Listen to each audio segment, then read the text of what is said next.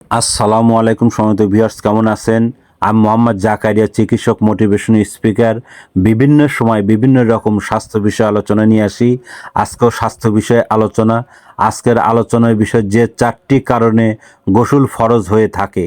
তাহলে ভিডিওটা প্রথম থেকে শুরু করে শেষ পর্যন্ত না টেনে শুনবো। প্রথমে একটি লাইক দেব, সাবস্ক্রাইব করব, নোটিফিকেশন অন করব, পেজে ফলো দিব।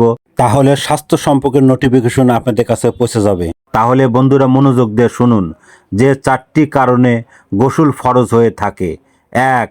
জাগ্রত অবস্থায় হোক কিংবা নিদ্রা অবস্থায় হোক, নারী অথবা পুরুষ যার হোক না কেন আকস্মিক উত্তেজনার কারণে কিংবা বিপুল আসক্তি হেতু আবেগে বীর্যপাত হলে গোসল ফরজ হয়। 2. স্বামী স্ত্রী সহবাসকালে পুরুষের লিঙ্গের অগ্রভাগে মর্ষণ, গোস্ত, পিপ্ত যাকে হাফসা বলে বা স্ত্রী লিঙ্গের ভিতরে প্রবেশ করা মাত্রই স্বামী স্ত্রী উভয়ের শরীর নাপাক হয়ে যায়, তখন গোসল করা ফরজ।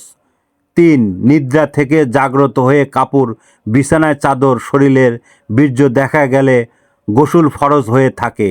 এটা স্বপ্নদোষ অথবা অন্য কোনো কারণ ছাড়াও হতে পারে।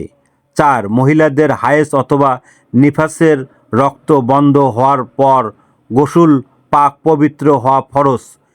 গোসল ফরজ গোসলের অন্তর্ভুক্ত।